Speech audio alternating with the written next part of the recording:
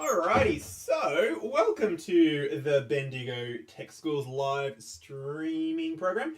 Sorry, I'm a couple of minutes late. I have to, hey, Mr. Rowland, I have to pick my son up from school, and then by the time I get home, especially today because it's like 0 degrees, I've got to then stock him up on food so he's ready to go for the next hour.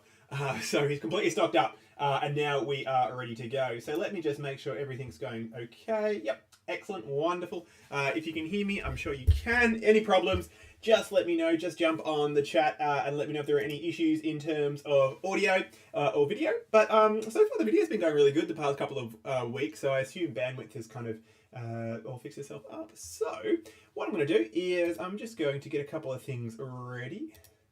Excellent. So this week, this actually next 2 weeks, all intro sessions. So they've been our most popular and most requested as well. Now that teachers are back in the classroom, back on the front lines, as they say. So all we're going to be doing for the next 2 weeks is going through introductions to a bunch of programs and a little bit of hardware as well. And so today's intro is Premiere Pro. So if you've used Premiere Pro before, this could be a bit of a refresher. I'm not going to go over anything earth-shatteringly new. I'm just going to go over basically if you just turned it on for the first time and you want to do some video editing. So that's the point of today.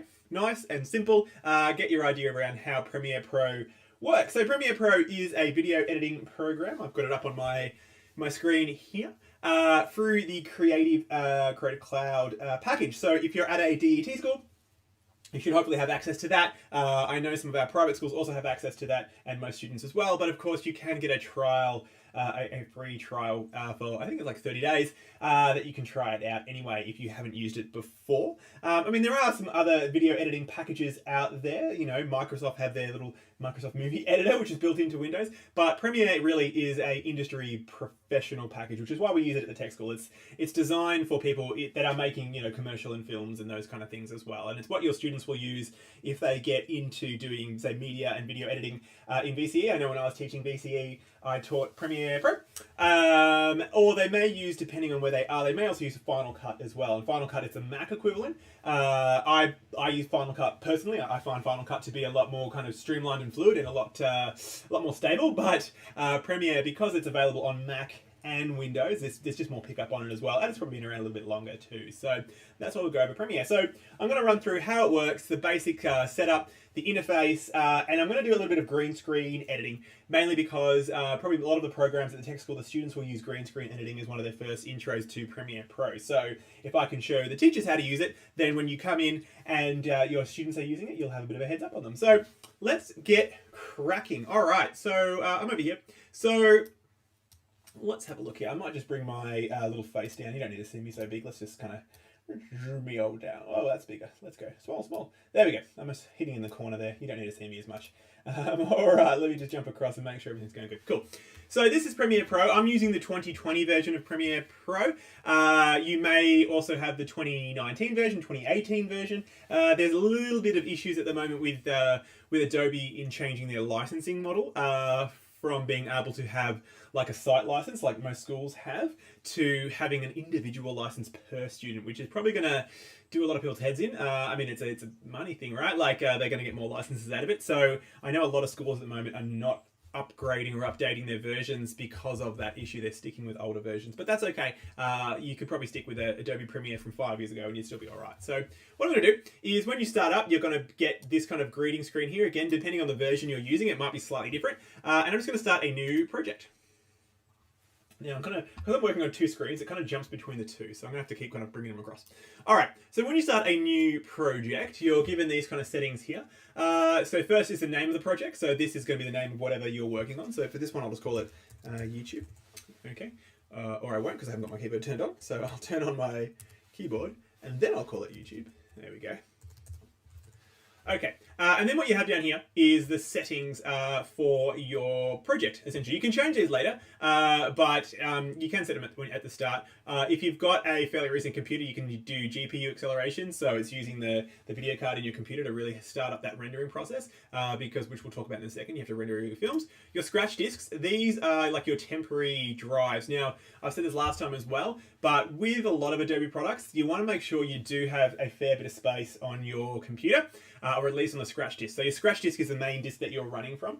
Think of it like a temporary a temporary storage space. And what Photoshop and Premiere and Illustrator and all those programs do is they kind of write files to that as it's working, like your undo files and those kind of things, so it can keep working. So the bigger you have of a scratch disk, right? So we're talking you want to probably at least have 10 gig free on your computer. The better your project is going to be, the less kind of loading it's going to happen, the more levels of undo you can have, those kind of things. So very important that you do have a fair bit of space. So double check your laptops and see how much space you've got. If your Premiere is really dragging, it could be you have a very low amount of space. It will yell at you, it'll warn you once you get to a critical level, but I would just make sure you've got a bit of space there as well. You don't have to use your C drive. If you've got 2 drives in your computer, maybe you've got a storage drive and there's more space on that, you can choose to use a different drive as your scratch disk. You can also use a external drive too. So I know at the moment I'm using, let's see if I can show this on screen. I'm using one of these. Let me switch across. Let's go to big head mode. So I'm using one of these, which we just picked up. So this is a Samsung T7. You can get a T5 as well, but basically it's a USB-C hard drive. Okay, really, really, really fast. You don't have to have USB-C on your computer. You can just use normal USB 2.0, but it uses USB 3 speeds. This is super helpful. Okay, so this has a bunch of memory. It's got like a terabyte on here, and so I actually plug this into my laptop, and then I use this as my scratch disk. Okay, and I also use this as my main video editing storage space. So everything is saved to this drive, everything runs off this drive. The program's still on my computer, but all of my information and all of my working files are on here, which is super helpful because then I can just unplug this and I can plug it into another computer and away I go. I've got stacks of storage and I'm not using my own computer, and I think also this is probably a little bit more reliable at the moment too. So again, depending on your funding, I would definitely look at getting an external drive. You can use your standard kind of USB hard drives if you want to, but again, it'll just take longer. The good thing with these, because they are super fast drives, this is probably faster than my internal drive, it will run basically the same as if it was running directly in your computer. So definitely would recommend picking one of these up. It'll save a lot of time. If you can't get one of those, this is my personal one. This is a Samsung T5. Sounds like I'm doing a review. A little bit smaller, but still just as fast. So yeah, I think you can pick up a T5 now. Even a 250 gig model is probably plenty for $100. I think under $100. So I don't mean it as an expense, but it will help your computer. So definitely recommend one of those, or these ones here. Thank you, Graham. All right, let me just switch back across to my external monitor. Excuse me. Okay, so let's go back here. So we'll go back into general. I'm going to ignore all this kind of stuff. It's all fine. You can change it later, but I'm going to hit OK. All right, so it's working away. Now, one thing I will add, and I've said this a few times before, and even on my last session, it happened. Premiere Pro can be a bit buggy. It always has been, and I do find it can be prone to crashing, especially when you get near the end of your project and you're saving and you've got lots of things going on. I find that it can get a little bit buggy. So do save often. Because you don't want to have to redo a lot of your stuff. So that was my advice. It does have a bit of an autosave feature, but even that sometimes I find can be a bit of a pain in the butt. So this is what you're looking at here. It's very dark, obviously, mainly because, again, this is designed to be a video editing software. And so with video editing software, what you want to be doing is you generally are working in a dark space. So you can really concentrate on the colors of your film. Okay, so we're not going to worry about grading and those kind of things now, but proper video editing, they'll go in and they'll grade the colors and they'll make sure all the colors are exactly how they want. We've got a couple of monitors, so when we can come back into the tech school, if you use our little media room, we have 2 very powerful computers there, which are great, but what is probably even better there are the 2 monitors that we have there. So they're very, very, they do use a word, industry grade? No, there is a word, reference quality monitors. And so they're designed for video editing footage. So that's why this interface is so dark, because it doesn't want to have to kind of, the bright of white kind of taking away from the colors. So it's good like that, but it is hard to see on a stream, I know. So anyway, let's get into it. So what we're going to do is I might drop a bit of footage in, so that way we can kind of see how a lot of this stuff works. So what I'm going to do is I'm going to grab some AR footage from one of our programs, and I'm going to drag it in to there.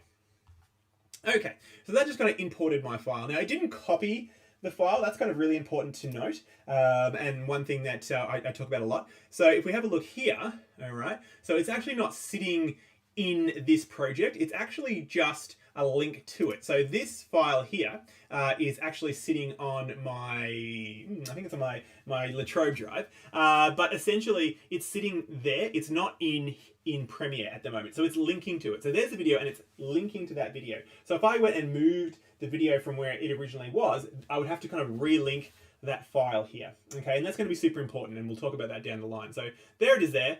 We can see basically I can rename it, I can do those kind of things, but if I go to properties here, I'll bring my properties window across. All right, we can see our video format, so we can see where it is sitting. So yep, it's on my Latrobe drive. Okay, so it's not in this project. We can see what kind of video it is. So it's an MPEG. We can see the file size. We can see the res. So 1920 by 1080. So it's it's HD, 30 frames or 29.97 frames a second, and it has basically stereo audio. So I can see all of my details there. All right. So this here is your, I guess it's your, I call it a media library. And so what you have here is everything you're going to use in your project. So video, audio, images, anything at all, music, you dump it in here, okay? And it's kind of like your drawer of footage or your drawer of resources you're going to use. And again, it's not going to copy them there. It's just going to link them there from where you're working. So again, that's why I recommend getting one of these, okay? Because you can use this as your storage drive. So I have all my, if I have video or music or those kind of things, they're all sitting on here. So I know everything is in this drive, and that's where I'm going to find it. All right. So again, I can't recommend these enough. Again, thank you, Graham. So that is my I guess my media drawer. Down here is your timeline. So what I'm going to do is I'm going to drag that video into my timeline and let it go. Whoa, look at old young Daniel there with all his hair. So now you can see in our timeline here, we actually have some stuff going on. So there's my video file. I've dragged it across and I've put it in here. And you can see your video file is broken up into two elements. You've got your V and your A. So V for video and A for audio. Okay, so you can see it separate. I can zoom in here by dragging this. Zoom in and zoom out. So I can kind of zoom in all the way to a frame by frame. And I can zoom out there as well. And as I scrub this along, I can see myself kind of moving around there. Okay. Now, also you'll see we've got 1, 2, 3 and 1, 2, 3. So at the moment, you only have the one video track and the one audio track. But just like Photoshop, Premiere uses layering. So I can layer as many video tracks or audio tracks as I want onto here. All right, now at the moment I've got one, but if you look at, say, I don't know, a feature film, it would probably have maybe 50 to 100, maybe even more video tracks here. Okay, and each is doing something different. I could have, a video track for some background, a video track for all the color, a video track that is like special effects and all this kind of thing. So you can layer those on there. And if I put the video in front of this video, it will appear above it. Okay, and we'll show you that a little bit later. All right, and I can, like I said, I can scrub across here. The other thing you'll notice is when I select that, you'll see this effect controls window turns on. So basically if I deselect it, there's nothing there. And if I select it, there's something there. Okay, so that only really turns on, I'll turn that off. That only really turns on when you have some footage selected. All right, and what I'm seeing here is I'm seeing my video, and the effects I can do, I can change the scale and the size, so I can kind of increase it, I can decrease it, right? I can do a bunch of stuff there. I can move it around, I can move it back and forth. All right, I can change a whole bunch of things here. So these are all the effects to this video. So it's called the effect control. So don't think of it like special effects. Think of it like something that's going to affect the footage. It's going to change it. All right. So that is all down there.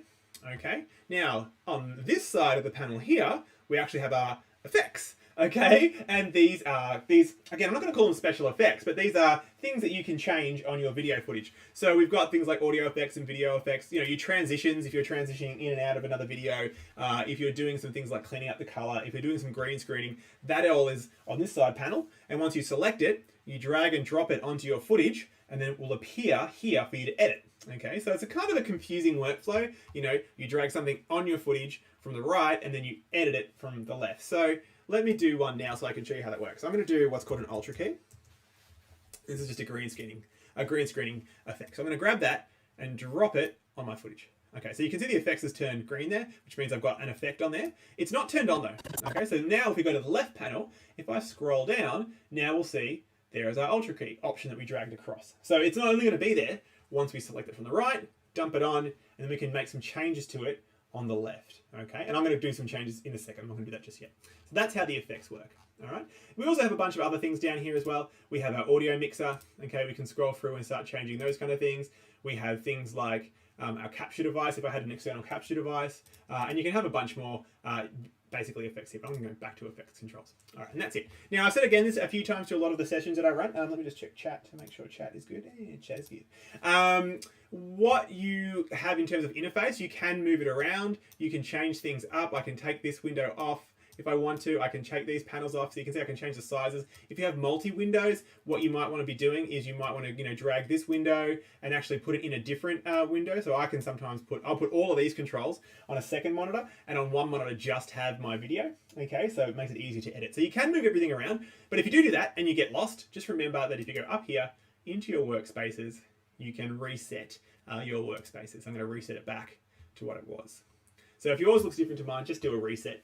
So up here, workspaces, and then reset. You can see you have a bunch of options for your workspaces. If I click editing, it switches to an editing workspace. If I click, let's go into graphics. All right, all it's doing is it's changing. So now graphics is like text. So now all it's doing is it's not adding anything new, but it's rearranging the interface to suit what you're doing. So if I was doing just text editing, then I'd want to switch to graphics mode because all of the things I use are kind of here and easy to handle. If I'm doing editing, which I am, I'm going to go back to editing mode. There we go. And it just switches into that viewpoint to make it easier for you. All right, you're just going to clear the desktop. But again, I'm just going to go into all panels just because we're doing a session today. So there we go. Okay. So far, so good. So let's talk about editing to begin with. All right, before we do anything special, let's edit this footage down here. We'll do some real basic, we'll just do some cuts. I guess that's the one thing that most people do. Now, like I said at the very start, this video is linked to this project. It's not actually copying the video here. And what that means is it's actually not going to edit the video. It's not going to destruct the video. So this is Premiere Pro, like most video editing programs, is a non-destructive video editing program. So it's not going to actually edit the original footage. Okay, you bring it in, you make changes and cuts and those kind of things. And what it's doing is, I guess it's, how can I explain it? Like it's saving all of those effects. And then once you're happy with it, it's going to then it's going to apply all those effects and render a new video altogether. Okay, so it's never going to delete or edit or cut your original video. That's always going to stay the same, which is really important. Okay, because you might want to go back to that video a little bit later and use it. So that's what we have here. So what I'm going to do, I'm going to hit the blade tool, okay, which is just down here. Okay, so the razor tool, hit the C, and I'm going to go cut and cut. So I've made 2 cuts on my footage. You can see the lines there. It is still a razor blade. So, for obviously a bit of history there. If you're doing, if you were doing video editing 20, 30 years ago, what you would do is you would literally cut the film because that's when it was on film. And if you wanted to cut some film out, you wanted to edit some film, you would get some scissors, you would cut out your bit of film, you'd take it out and you'd sticky tape the thing together and away you go. So that's what we have our cuts there. So anyway, history. All right, so I'm going to grab that. I'm going to delete that footage. Oops. Control. So I do this a lot. After I'm on my Mac all day, I end up being silly with my shortcuts. All right, let's delete that. Okay, so you can see now I've got a big, I'm just going to a big gap in my footage because I just deleted the footage. So I'm going to grab that, drag it across, and put it together. Okay, so now we have one continuous bit of footage there.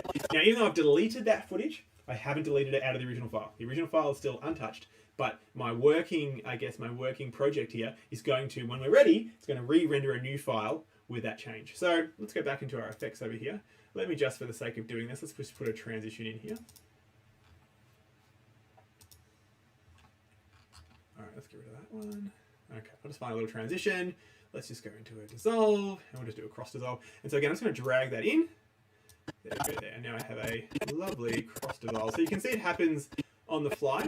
My computer fans will spin up a little bit because it's going to render that, and it's going to show you what that effect looks like. So you can see it there. So you can go back in and change just that individual dissolve there, but there's my cross dissolve. Excellent. Okay, so that's a simple cut. So blade tool, cut, select, delete, and then you've edited some footage. All right, so pretty simple there.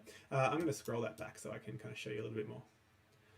All right, if you want to obviously trim, you can also just kind of pull that down or pull that up, and that will trim that footage to as much as you've got. I can't obviously trim it more than or extend it more than I've got, so I'm just going to trim that back down to there. Okay, so now we're doing some pretty simple editing. All right. Okay, so let's do a little bit more here. Let's do some text. All right, so with your text, you can just place it anywhere there, and I'm going to go Daniel, because it is Daniel. And then we've now added, as you can see here, we've added a new layer, which is our text layer. Okay, and that's in pink. So now we've added a layer of text that's sitting above. Now you can see here, because it's above this layer, and it's above my video layer, it's sitting on top of my video. If I had it below here, I can do it. I probably won't be able to do it while I'm running here. If I had it, say, under that layer there, okay, or even better, I'll just bring the video up. If I have it over there, so you notice how you can't see that text now? Because the video is on top of it. It'll appear when it's out. There it is there. Okay? So that's kind of how that layering works. Depending on where it is in the order is where you're going to see it. I'll leave that like that so you can kind of see what's going on. All right, so that's my text there. And again, you can edit your text if you want to. Let's move across so we can actually see it. I can just simply kind of select that text box there. And you can see there's my text in my graphics. So if I hit that down arrow there, here are my text options, okay? So I can change the text, I can change the size. I can go and cut a little bit nuts all down here as well by changing those options for here. All right, so let's kind of bring that back. So I'm just going to undo this back to Control Z, back to where we were. Okay. So that is pretty simple. And again, I can add, oops, did I delete my text? I must have gone back too far. Hold on. I think I've gone back too many undos. All right. So I can also add that cross dissolve to that text if I want to. There we go. So now it'll just kind of fade in and fade out. Okay. And then I'll add that cross dissolve back here. There you go. So you can add effects and transitions onto one of the footage as well. Excellent. Okay, so there we go. So far, so good. Now, let me show you let's add a background in here. Okay, so I'm going to jump across. This is probably not going to work because of the 20-second delay. But Mr. Roland, is there anywhere in the world you want to be right now? Anywhere at all? I'm going to guess. I'm going to guess the beach. All right. So I'm just going to find an image of the beach. Oh, whenever I type in the beach, I always get Leonardo DiCaprio. Okay, I'm going to get this one. I'm just going to get an image. Now, of course, if I was doing this with my students, I would talk about the whole dealio with copyright, and you can't just get any image you want, and la la la la. But luckily, we're not doing that today. So let me just dump that on the desktop. Okay, and I'm just going to go to my desktop here. And I'm going to find that image. So date, modified. I'm going to drag this into my media folder. There it is there. Just head back. All right, so now I've just added an image there. Okay, so you can see it down there. It's just a JPEG. What I'm going to do, I'm going to drag that across, and I'm going to actually put it over here. Okay, I'm going to get rid of this text. Actually, I'll move the text up a little bit. Okay, so there's that image there. All right, so this is where I'm going to show you a few things. Number one, we can see that it is layered above my video, which is why it's sitting over my guts there, right? Because it's above this. So if I select these two bits of video and I move them up, there we go. Oops, I think I just actually wrote over them. Let me just kind of move this down. I'm going to delete this bit of text. I don't want that. So I'm just going to grab these two, move them above. There we go. So now that image is actually behind that video. So you can't even see it now. Okay, because it's behind there. So let me just undo that. And it's back at the front. All right. But we can see it's too small for my footage. It was just a pretty low res thing. So what I'm going to do is I'm going to go select that image there. Okay. And then go into my scale. And I'm just going to bring that all the way up. There we go. So I'll scale that up so it fits the screen. All right. But again, it's in front of me. You can't see me. And I'm more important. All right. So what I'm going to do is I'm going to do that again. I'm going to grab these and I move it above. Okay. So now that little image is behind me. Okay. But you can't see it. Now, this is where some green screening is going to come into play. So this is our green screen. This is our old green screen, actually. It's been updated since this image. This is when we first got it. And now it is schmicko. So now you can't even see any borders. Everything's curved across. It's kind of like disconcerting going in there because you kind of lose your track of where you are. And Matt has made this awesome light array. And anyway, it's very cool. So this is the old version. But what I'm going to do is, if you remember from the start, I put that effect control. Select that clip. All right, let's just kind of select my video clip. So I just deleted. All right, so I'm just going to go select this. So you remember from the start, I put on what was called an ultra key. Now, ultra key is a green screen key or a chroma key effect. Beach, thank you. Istanbul. I'll bring us to Istanbul maybe next time. Are you from Istanbul, Mr. Roland? Is that right? So what we're going to do is we're going to kind of delete this green. So that's what green screening is, or chroma keying is. It basically is deleting a key color out of your footage, okay? And it's not really deleting it, it's just not rendering it. It's just not going to show it. So I'm going to hit this little log to make sure Raf's okay. Sorry. All good, bud? Are you okay? All right. it was his birthday on the weekend, so he's just like playing around with his balloons. So I'm going to keep this little eyedropper, and I'm going to click on anywhere in here, and in theory, that green should go. Actually, this is last time, if I remember correctly. It didn't want to manually, it didn't want to use that automatically, so I'm going to do it manually. I'm going to eye it. I found that, yeah, the eyedropper didn't want to select, it just kept selecting black. So anyway, ignore this, but normally what you would do is you would just use that, that's fine. You would just use the eyedropper and it would select the color. But yeah, Premiere doesn't want to do that for me at the moment. So there we go. I just did it manually. And ba-boom! I'm now on the beach. So what it did was, it basically, with this effect, it said, whatever is this green color, okay, I want you to not render it. And so that's why it's disappeared. So there we are there. I'm walking on the green. What is it? And it's blowing up. Oh, that's the transition. Oh, I know why I've done that. Because here, you can see my footage. That's a good little lesson for me. So you can see the footage I chose on that layer below there only goes for a few seconds. So the second it goes to here, it's now got nothing behind it. So I'm going to extend that video. That's better. Now I'm there. Okay, there we go. So it's selected that color and it's got rid of it. So if we go across to this bit, because of that cut there, you can see that effect isn't turned on here. All right. So what we need to do is we need to select that layer, go our Ultra key. I'll try this again, but I know it's not going to work. No. And I'm going to select manually as close to that green as I can, just by eyeing it. And it's gone. There we go. So now I'm at the beach. Now what you'll see here, obviously, is you might not see this much on the stream, but you can start to see the shadows here because it's selecting that green color. But because our green screen originally wasn't perfectly rounded off, we were getting these shadows. And so those shadows are a darker green color. So that's why you're seeing those shadows there. All right. If I can scroll through slowly, I'm trying to see, you can especially see it there. All right. So there are some effects we can do to get rid of that. If we scroll down into our Chromakeying options, what I can do is I've got a little bit of cleanup. So I can go in here and I can just increase, well, we don't want to make me disappear too much. I'll just increase that. Bring the highlight down a touch. Bring those shadows. It's going to be really tricky. I mean, again, you want to be working with a good green screen to begin with, which, how's this now? There we go. Ooh, that got rid of a fair bit of it. Cool. There we go. That's not bad. All right. So now you can kind of see it's probably a difference between the two there. So that's with a little bit of cleanup, and that's without. Okay, you can see the shadows coming through. So there you go. So again, that's how your layering is working. All right. So now we have, two layers. We have a video layer and an image. So that I'm just using an image, but we don't have to use an image. You can have video behind there if you wanted to. It's up to you, right? It's just basically the top layer is just not rendering a certain color. So let's do one more trick in our introduction here. So what I'm going to do is I'm going to do a layer in front of me, and I'm going to use it to show us how animation works in Premiere. Okay, so I'm going to go and I'm going to find a. Let's do this. Let's try and make it relevant. All right, I'm going to find an image. So you can probably hear my fans spinning up as they do when I'm doing 5 or 6 things at once. Yeah, that's cool. Just going to download this. All right, save image.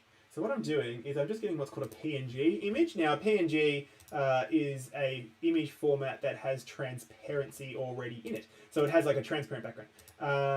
And where did it say that? To downloads. And so that way I don't have to worry about getting rid of the background. I'm just being lazy. Just going to date head. All right, so what I'm going to do is I'm going to drag that over here. Importing it. Excellent. So now I have down here, you can see I've got drone. I'm just making it. So I'm going to get that drone, and then I'm going to place that on top.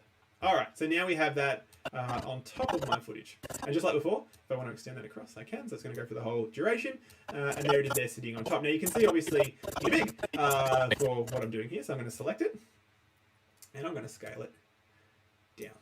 All right. So now I have my drone, and it's just sitting there. But what we're going to do is I'm going to show you how animation works. I'm just going to move my drone. I'm going to move it off screen for a second. So here is the position. So if I scrub that across, you can see it kind of moving back and forth. All right, I'm going to move it over there. But next to that, there is a little stopwatch. And that is your what's called an animation toggle. Okay, so I could turn it on and do animations. And it does keyframing animation. So basically it creates these keyframes and it will tween or animate in between. And I'll show you what I mean. So I'm going to turn that on by clicking it. Okay, so you can see it's on. And now I'm going to drag my video bar to here. And then I'm going to find this, and I'm going to let it buzz across. All right, and that should have made another keyframe. So, there we go. So now as I scrub through my video, you can see my little drone flying across there. Because I made two keyframes. One here at the start, and when I scrub across, I made another keyframe here at the end. And so what the program is doing, it's going, well, if I have to end here and start here, then this is the path I'm going to travel. And so if I want to change that, let's just kind of bring it to the middle. I'm going to select my droney drone, and I'm going to actually move it. Oops, I don't want to change that, sorry. Control C. I'm going to move my drone down here. And now you can see, oops, you can now see that path that it's going to follow, because I made another keyframe. So one frame here, and one frame here, and it's going to animate between it. You don't have to do every frame. That's why it's called keyframing. So now we can see it go down and then fly up again. All right, so now we can be a little bit fancier, right? So if over here, I'm going to go to scale. I'm going to make it really tiny, all right? And then as we come across here, I'm going to increase the size a little bit. So I put a keyframe there and make it bigger. And then as we come back over here, I'm going to bring the scale back down again. So now we should see it. Well, that was not what I wanted. Oh, I forgot to turn on the actual animation button, didn't I? Let me do that again. There you go. So you can see how it works. So make sure you turn on your animation. I'm going to bring it down. Now that I can see it's blue, it's turned on. I'm going to scale it up, right? And then I'm going to go all the way over here. And I'm going to scale it back down again, right? So now it should animate that. So I should see it going bigger and then smaller, right? So now we kind of have this, I guess, this illusion of it actually flying behind me, coming forward in front of me, and then flying back. That's pretty cool. That went pretty well, even though I do say so myself. And I did. So there you go. So that's doing some pretty simple stuff, but it's pretty effective, right? Just by doing some real simple kind of keyframe animations, we now make it look like it's flying around in the front. So if I play that back. Recording. Hi. I'm floating in space here. Here it comes. It's flying in. This is where I'm probably using audio. Maybe even speed up. That's a pretty slow drone. But you can see how good it is. So I'll pause that. So there you go. So that is some green screening and also some layering. So that is pretty much it, right? So now we're up to the last stage. Now this is, like I said, this is just an introduction. There is a bazillion more things you can do in Premiere. We haven't, like I said, talked about things like your when you go into your editing down here, or your color grading, or all those fun things. I'm not going to do any of that because it's just an introduction. So we'll just head back to my editing mode. So let us select that bit of footage, and away we go. Go back into my effects. So now that we're done, right, we've done all of these changes to this video. We've added in some extra layers. We've added in 2 extra layers. We've made an edit and a cut. We've also put some green screen effects on there, okay, and we've made those changes. Now, my original video file, still here and still not touched, all right, still working perfectly. I'm just going to make sure Raph is okay. Yes, darling? Can you get this first stage? Yeah, sure. So Raph's just bringing in his rocket. This one here. Dad, that looks like you out on the beach. I am at the beach. No, you're not. You're here. No! Not that one? That's this stage. Ah, sorry. You said third stage. I said This one here? first. Sorry, Yeah. darling. I always Dad, you like what I did? I didn't use that bit. So that bit just escapes and then I don't have to switch it over. Yeah. I'm going to take this one off because I always find that when I take this one off, it kind of disconnects. Sorry, we're just playing with a rocket. Oh, Saturn V. That one? No, yeah, that one and now connect that. Okay, here we go. So we're just doing. And the 2 connections. Yeah, we're just doing some impromptu. Dad, but were you actually there one day at the? Yeah, and look, Raph, and watch this. There's a drone that flew around me. Watch this. Yeah.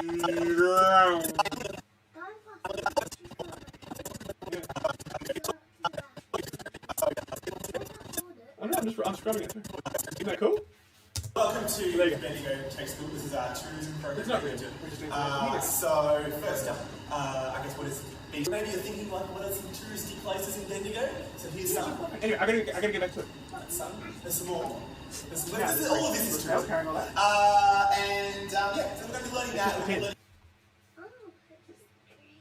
Green screen. You know green screen. What's a green screen? I'll show you. I'll tell you in a minute. All right. Thanks, bud.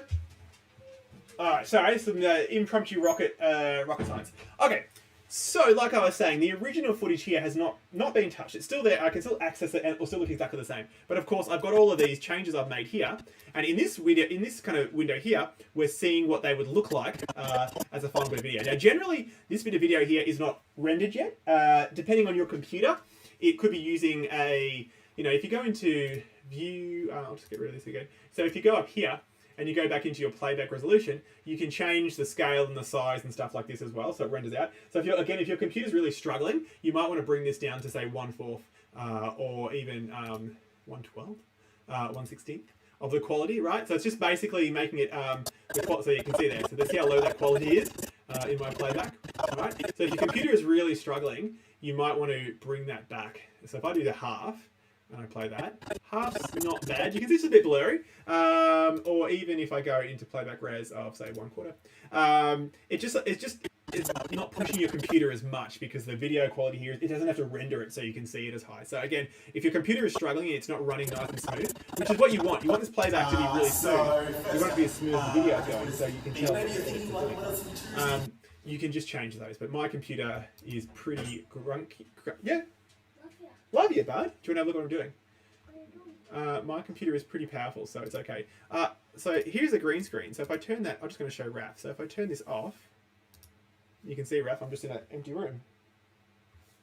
See? I'm just the green screen at the tech school. Have you seen the green screen of the big green room at the tech school? It's just back in this whole. Yeah, you remember? Yeah. Seen that on the video. So I just done one black room. Oh, I'm in a green room, but I took the green color out. Through using this software. And then what I did was I then put a photo behind it. So it looks like I'm at the beach. Pretty cool, huh? Because it was sticking in the roll. Yeah. Anyway, so that's right. So yeah, so that's kind of how it works. So what I was talking about. Yes. So it hasn't affected any of the original video footage, but all of our effects and all of our changes are here, and it's showing what it will look like when it would be completed. And this is where rendering comes in. Oh, I've got a dog in here now. This is where Winston. There you go. That's why people watch the show. This is like a live stream and a live look into my life. You can't pay for this kind of stuff, right? I'd subscribe to this. It's better than Netflix. So what we need to do now is if I save this, okay, what I'm saving is I'm just saving my project. So I'm saving, the order, I'm saving the effects I've changed, I'm saving the cuts and the edits, but I'm just saving what that's going to do, okay? I'm not actually saving any video footage. So if you go file save and you think you're done, and you then go, I'm done with my video footage, and then someone asks for the video, you actually need to render the video. If you give them the Premiere file, they won't be able to do anything. Even if they open it up, if they haven't got the original footage or this original media here, they won't do anything. So let me show you two important steps. First one is export. Now I'm going to save now. Always save before you export your project, because that's when I find Premiere likes to crash the most, is when I get into exporting. So I'm going to go up here, File. I'm going to go into, I'm just going to select this. Whoops. So File, and then if we scroll down a bit here, I've got export. Okay. Now this is going to export the video file I want. So I'm going to go export. You can also, so what these other exports are here is you can export your actual edits to a different program. So I can export this to Final Cut if I want to continue on Final Cut, but I don't want to. So export media, and then you're given this window. I'm going to bring that across. Okay, so this is your rendering window. Well, it's hard to say. And so what this is this is going to basically get all of those changes that you've made and create a whole new video clip, and it's going to export that. So a couple of things are important here. Number one is the format of your video. So if you've never used Premiere before, by default, it may be sitting, and it probably will be, on AVI. AVI is a video format from like the 1990s, and it's a terrible format to today. Number one is you'll see the resolution is super low. So here is my source video, 1920 by 1080, all right? But if I render it in AVI, it's only going to be 720 by 480. It's like DVD quality, man. So that's because the AVI format is so old in terms of a codec. So what you have now is you have video codecs, and think of them like they're the software, the instructions that gets your video and renders it and makes it into a viewable video file. Okay, so we've moved a lot further on from old AVI. What you're looking at now is probably H.264 or HEVC, so high efficiency video codec, which is H.265. And so what they are is they are more powerful compressors and renderers. So it's going to compress the video into a new format. So H.264, which is probably the most common at the moment, you can see here, it is full high definition. All right, so H.264 is generally what they have, I believe, in Blu-rays and stuff like that. Full high definition, and you can see my video quality, 10 megabits a second. So it's running quite high. Okay, and that's going to give me a video file. If I scroll down, it will probably even tell me.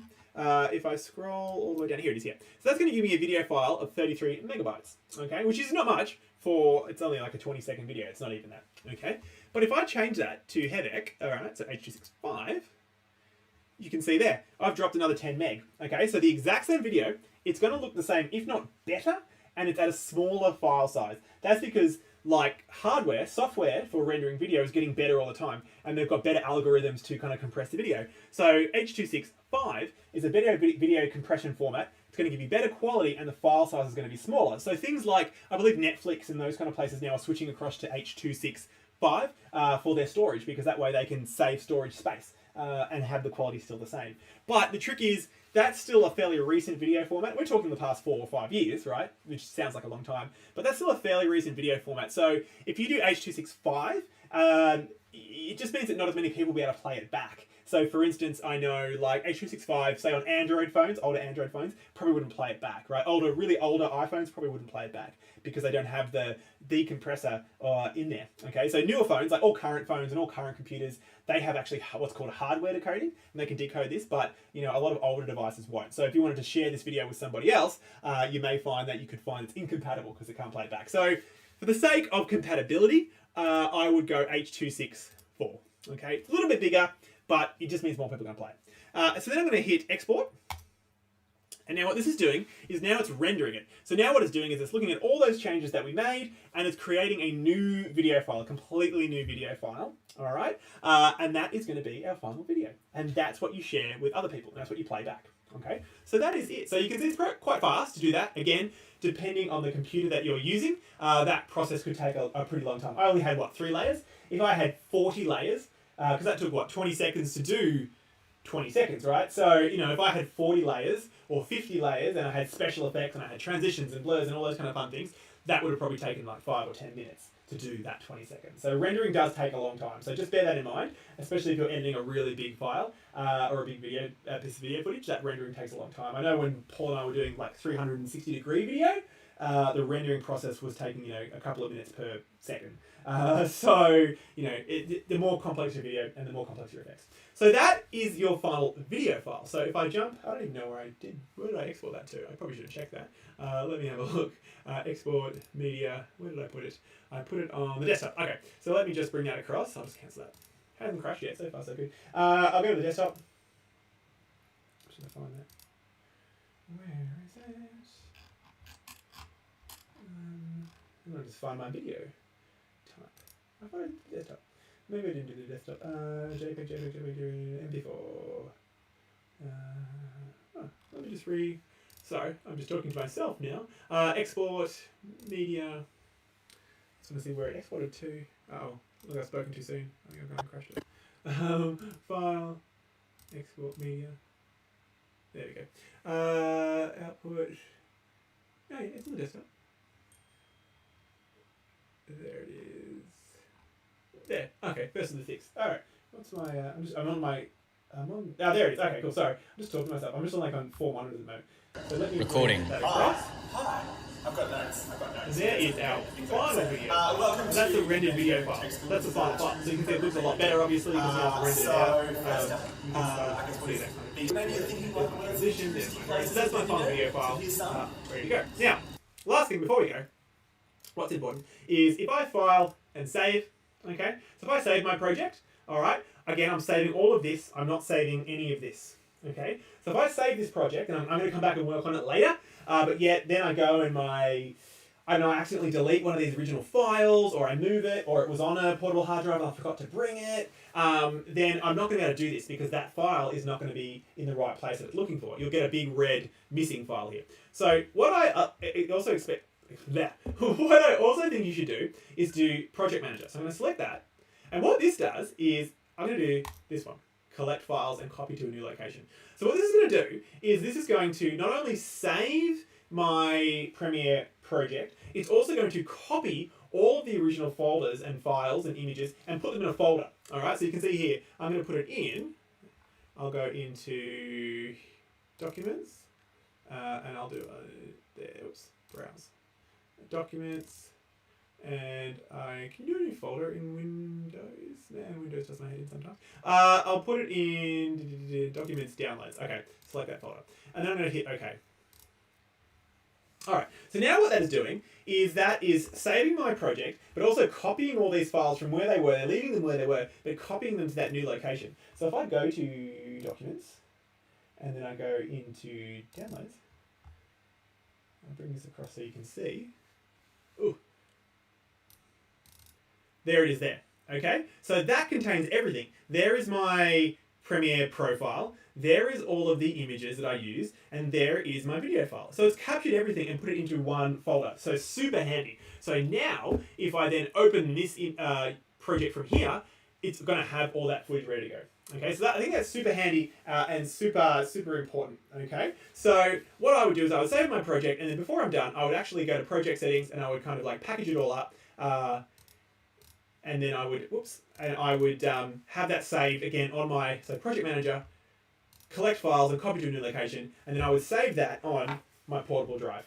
Okay, so now on this one drive I have my Premiere folder and I have all my media that I used. So now I could take this drive to anywhere. I could go to the tech school, plug it into our fancy machines, and I could run straight off this drive and all my original media is there. Okay, so that's my other last big tip. And that is about it. So that is Premiere Pro, and look at that, I'm pretty much on time. So have a play with it, see how you go.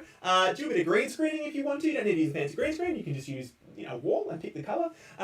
Do some basic video editing, do some exporting, and let me know how you go. So that is our intro to Premiere Pro. So thank you very much. I'm going to end the stream now. So have a play, let me know how you go. And that's it. So tomorrow we have Character Animator tomorrow. So tomorrow we are doing Character Animator, another bit of Adobe software, but we will be looking at how to do some character animation, mostly facial animation, all using the webcam. Now that's going to be a tricky one because I'm going to be live streaming and trying to use my webcam while also capturing footage. So I'm going to have to see how that goes. It should be fine. I'll figure it out. So thank you very much.